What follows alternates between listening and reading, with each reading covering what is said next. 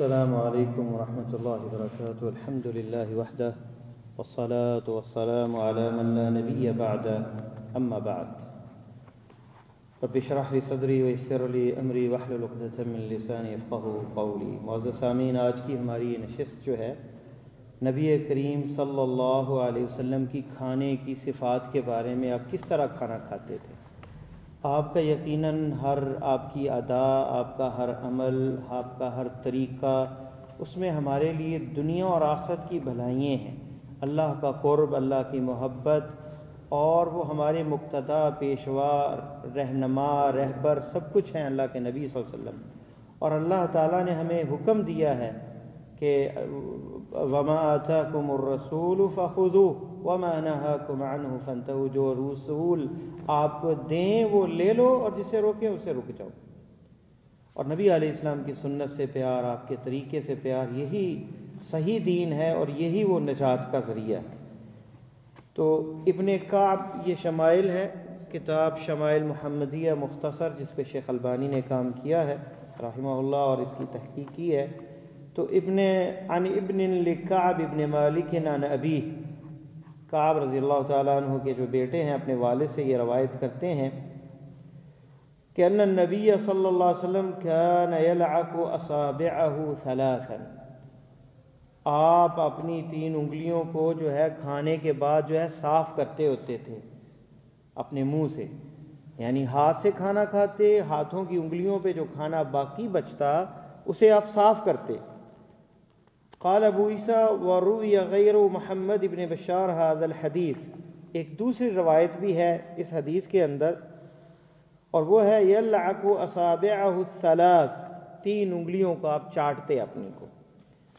یہ انگلیوں کو چاٹنا آج کے اس دور میں ہمیں بڑا عجیب سا لگتا ہے کہ ٹیبل پہ بیٹھے ہوں، وہاں بیٹھے ہوں، کیا کہتے ہیں، ہوٹل کے اندر شاندار چمچوں سے لوگ کھانا کھاتے ہیں، چھری استعمال کرتے ہیں، الٹے ہاتھ سے کھانا کھاتے ہیں. یہ فیشن بن چکا ہے اور ہم سنت کو چھوڑ چکے ہیں.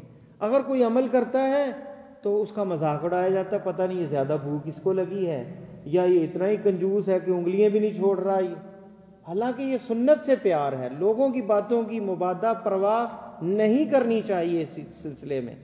اور آج کی میڈیکل سائنس اس ریسرچ پہ پہنچی ہے کہ یہ جو انگلیاں چوستا ہے کھانے کے بعد، یہ انگلیوں سے کچھ ایک خاص مادہ نکلتا ہے جو انسان کے نظام انہضام کے اندر شامل ہو کر اس کا ہاضمہ درست کر دیتا ہے اور چیز وہ ہضم ہو جاتی ہے. اور آپ نے یہ بھی فرمایا کہ کھانے کو چھوڑو نہ، کھانے کو ایسے ضائع نہ کرو کہ انسان کو پتہ نہیں کس کھانے کے اندر جو ہے برکت ہے. انس رضی اللہ تعالیٰ عنہ کی روایت میں ہے کان نبی صلی اللہ علیہ وسلم اذا اکل طعاما لعق اصابعه ثلاث. یہ انس ابن مالک جنہوں نے 10 سال آپ صلی اللہ علیہ وسلم کی خدمت کی، ان کی حدیث میں بھی آتا ہے کہ آپ اپنی 3 انگلیوں کو چاٹا کرتے تھے، صاف کیا کرتے تھے، اور یہ صحیح حدیث ہے. اور کان رسول اللہ صلی اللہ علیہ وسلم یاکل باصابعه الثلاث ویلعقهن. آپ صلی اللہ علیہ وسلم 3 انگلیوں سے کھانا تناول فرماتے. آج ہم تو پورے ہاتھ کو استعمال کرتے ہیں. سنت کیا ہے؟ 3 انگلیوں کو استعمال کرنا.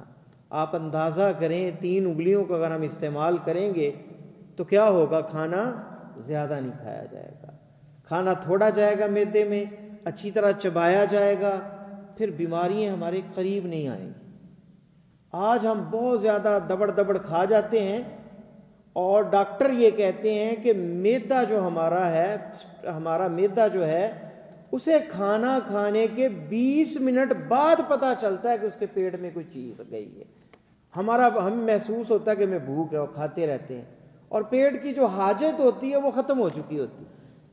ہم اگر 3 انگلیوں سے کھائیں گے وقت لگائیں گے یا نہیں؟ وقت لگے گا. تو کھانا ہم تھوڑا کھایا جائے گا. اس لیے نبی علیہ السلام کی ایک حدیث میں آتا ہے کہ سب سے برا برتن جو بندہ بھرتا ہے وہ اپنا پیٹ ہے. ابن آدم، اسے تو چند لقمے کافی تھے، یقمن صلبہ، جو اس کی کمر کو سیدھا رکھ سکے. اور فرمایا اگر لا محالہ کچھ کھانا ہی ہے، زیادہ کھانا ہے تو کیا ہے؟ 3 حصے کرو. ثلث لطعامہ وثلث لشرابہ وثلث لنفسہ. 3 حصے کرنے ہیں، ایک حصہ کھانے کا، ایک پانی کے لیے چھوڑنا ہے، اور ایک سانس لینے کے لیے۔ ہم کیا کرتے ہیں؟ پورا ہی بھر لیتے ہیں کھانا۔ مزیدار ماشاءاللہ اس دور کے اندر جب اللہ کے نبی صلی اللہ علیہ وسلم کے دور میں تو کھانا میسر نہیں تھا، پورا پیٹ بھر کے لوگ جو ہے کبھی کبھی انہیں میسر آتا تھا۔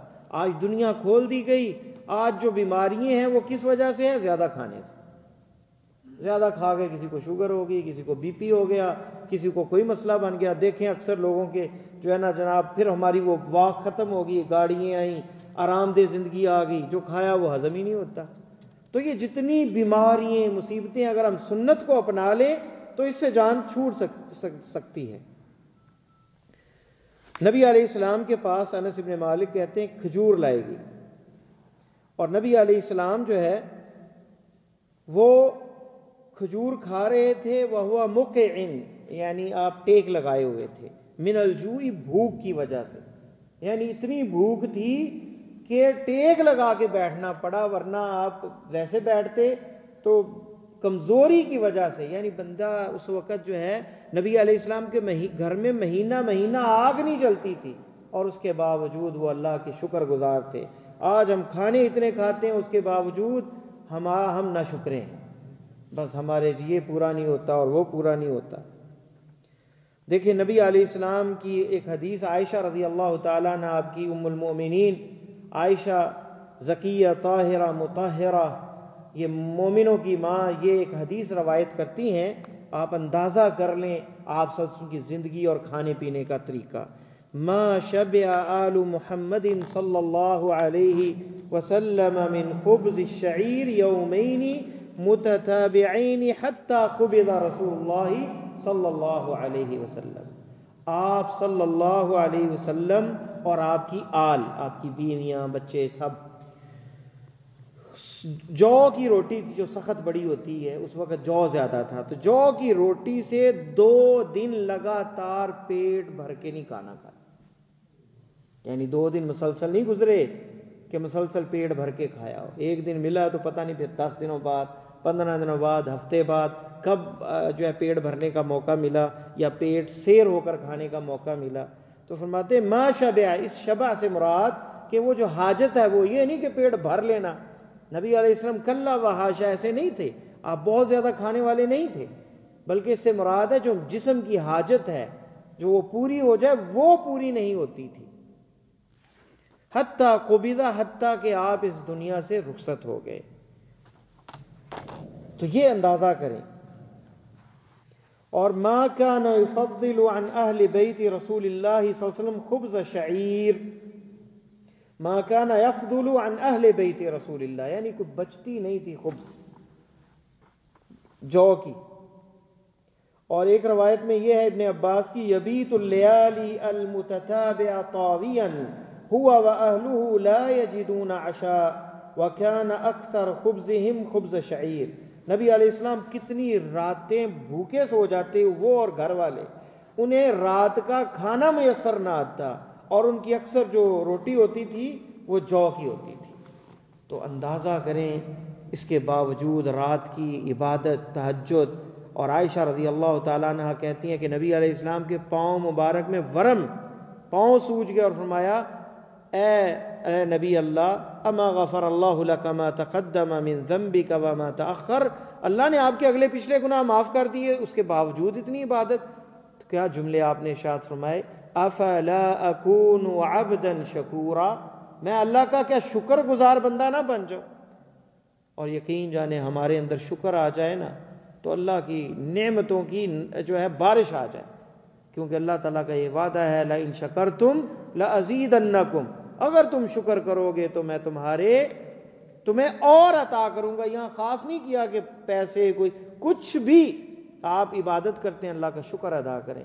رب اعنی علی ذکرک و شکرک و حسن عبادتک، اللہ تعالیٰ عبادت کی اور توفیق دیں گے۔ کھانا کھایا الحمدللہ، شکر ہے اللہ کا، اللہ اور نعمتیں عطا کریں گے۔ آپ کو اجرت ملتی ہے، کوئی کام پہ نکلتے ہیں، کہیں الحمدللہ یا اللہ شکر ہے تیرا، تو نے یہ رزق عطا کیا، اللہ اور برکت ڈال دے گا۔ آپ ذکر کرتے ہیں کہیں چلتے پھرتے، اللہ تیرا شکر ہے تو نے میرے زبان کو جو جاری کر دیا اپنے ذکر کے ساتھ، تیرا فضل ہے، شکر ہے تیرا۔ اللہ تعالیٰ اور ذکر کرنے کی توفیق عطا کریں گے۔ کبھی رات کو اٹھ کے 2 رکعت نماز تہجد کی پڑھ لی، یا اللہ تیرا شکر ہے، میں تو بڑا سست بندہ ہوں، تو نے مجھے توفیق دے دی 2 رکعت نماز پڑھنے کی، اللہ آپ کو تہجد گزار بنا دیں گے۔ تو شکر جو ہے ہر میدان کے اندر دروازے کھل جائیں گے۔ آپ کو مزہ آ رہا ہے اللہ سے محبت، درس میں مزہ آ رہا ہے اللہ سے محبت کا، اللہ کے نبی صلی اللہ علیہ وسلم کی باتیں سننے کا، یا اللہ تیرا شکر ہے، یہ احساسات، یہ جذبات جو میرے دل میں تو نے پیدا کیے، اپنی محبت اور آپ کے رسول کی محبت، اے اللہ تیرا شکر ہے۔ اللہ اور محبت اپنی عطا کر دے گا، اور اپنے پیارے حبیب صلی اللہ علیہ وسلم کی محبت عطا کر دے گا۔ یہ تو قرآن نے ہمیں قاعدہ بتا دیا کہ ہر میدان میں ہم شکر گزار ہو جائیں۔ بچے دیکھیں شکر کریں، بیوی دیکھیں اللہ کا شکر ہے، اللہ ہر چیز میں اضافے کرتے جائیں گے۔ اور شیطان نے یہی کہا تھا وَلَا تَجِدُ أَكْثَرَهُمْ شَاكِرِينَ سورہ اعراف میں، اے اللہ ان کو شکر گزار نہیں پائے گا۔ تو ہم نے شکر ادا کرنا ہے ہر چھوٹی چھوٹی نعمت کا۔ اللہ سے دعا ہے کہ اللہ تعالی ہمیں قرآن و سنت پر عمل کرنے کی توفیق عطا فرمائے اور دنیا آخرت آسان فرمائے۔